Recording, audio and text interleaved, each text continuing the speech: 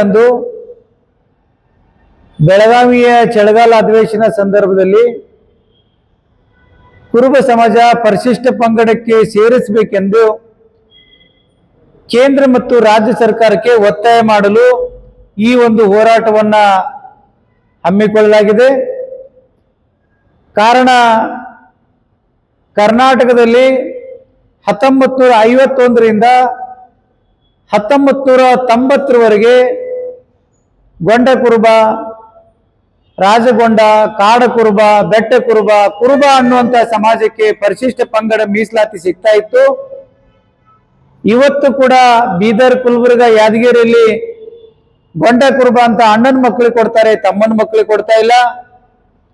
ಮೈಸೂರು ಪ್ರಾಂತದಲ್ಲಿ ಬೆಟ್ಟ ಕುರುಬ ಅಂತ ಅಣ್ಣನ ಮಕ್ಕಳಿಗೆ ಕೊಡ್ತಾರೆ, ತಮ್ಮನ ಮಕ್ಕಳಿಗೆ ಕೊಡ್ತಾ ಇಲ್ಲ. ಮತ್ತು ಕೊಡಗು ಜಿಲ್ಲೆಯಲ್ಲಿ ಪ್ರತ್ಯೇಕವಾಗಿ ಕುರುಬ ಅನ್ನೋರಿಗೆ ಕೊಡ್ತಾ ಇದ್ದಾರೆ. ಇಡೀ ರಾಜ್ಯದಲ್ಲಿ ಕುರುಬ ಸಮಾಜ ಒಂದೇ ಪಂಗಡಕ್ಕೆ ಸೇರಿದ್ದು. ಹೀಗಾಗಿ 2022ರಲ್ಲಿ ನರೇಂದ್ರ ಮೋದಿಯವರ ಕ್ಯಾಬಿನೆಟ್ನಲ್ಲಿ ಬೆಟ್ಟ ಕುರುಬ, ಕಾಡ ಕುರುಬಕ್ಕೆ ಪರಿಶಿಷ್ಟ ಪಂಗಡದ ಸಿಂಧುತ್ವ ಕೊಡಬೇಕಂತ ಆದೇಶ ಆಗಿದೆ.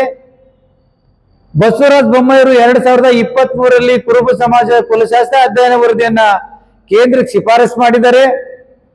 ಒಂದು ಕಡೆ ಕೇಂದ್ರ ಸರ್ಕಾರ ತಾರತಮ್ಯ ಮಾಡ್ತಾ ಇದೆ, ಮತ್ತೊಂದು ಕಡೆ ಸಿದ್ದರಾಮಯ್ಯರ ಕುರುಬ ಸಮಾಜದ ವ್ಯಕ್ತಿಯಾದಂತ ಸಿದ್ದರಾಮಯ್ಯವರು ನಮ್ಮ ಸಮಾಜದವರು, ಅವರೇ ಮುಖ್ಯಮಂತ್ರಿ ಇದ್ರು ಕೂಡ ಕೇಂದ್ರಕ್ಕೆ ಮಾಹಿತಿ ಕೊಡಲಿ ಅವರು ಕೂಡ ತಾರತಮ್ಯ ಮಾಡ್ತಾ ಇದ್ದಾರೆ.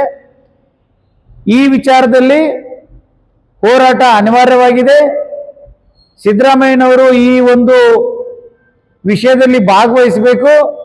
ಅವರು ತಮ್ಮ ಮುಖ್ಯಮಂತ್ರಿ ಕುರ್ಚಿಗೆ ಕಂಟಕ ಬಂದಾಗ ಯಾವ ರೀತಿ ಸರಿಪಡಿಸಿಕೊಂಡ್ರು ಅದೇ ನಿಟ್ಟಿನಲ್ಲಿ ಕುರುಬ ಸಮಾಜದ ಮೀಸಲಾತಿ ವಿಚಾರ ತಾರತಮ್ಯ ಆಗಿದೆ.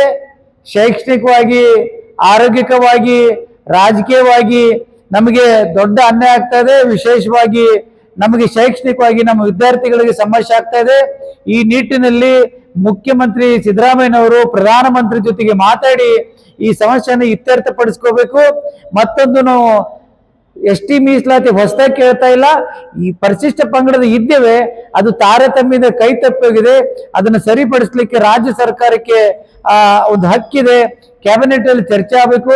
ಅಧಿವೇಶನದಲ್ಲಿ ಚರ್ಚೆ ಆಗಿ ಕುರುಬ ಸಮಾಜಕ್ಕೆ ಪರಿಶಿಷ್ಟ ಪಂಗಡಕ್ಕೆ ಸೇರಿಸಬೇಕಂತೇಳಿ ಕೇಂದ್ರ ಮತ್ತು ರಾಜ್ಯ ಸರ್ಕಾರಕ್ಕೆ ಒತ್ತಾಯ ಮಾಡಲು ನಾವು ಇವತ್ತು ಬೆಳಗಾವಿಯ ನಗರದಲ್ಲಿ ಸಭೆಯನ್ನು ಮಾಡಿದ್ದೇವೆ. ಇದೇ ಡಿಸೆಂಬರ್ 15ರಂದು ಕನಿಷ್ಠ 25ರಿಂದ 30 ಸಾವಿರ ಜನ ಸೇರಿ ಕುರಿಗಳ ಒಟ್ಟಿಗೆ ಈ ಹೋರಾಟ ಮಾಡ್ಬೇಕಂತೇಳಿ ತಮ್ಮ ಮಾಧ್ಯಮ ಮುಖಾಂತರ ರಾಜ್ಯ ಸರ್ಕಾರಕ್ಕೆ ಒತ್ತಾಯ ಮಾಡ್ತೇವೆ ಅಂತೇಳಿ ನಾನು ತಿಳಿಸ್ಲಿಕ್ಕೆ ಇಚ್ಛೆ ಪಡ್ತೀನಿ.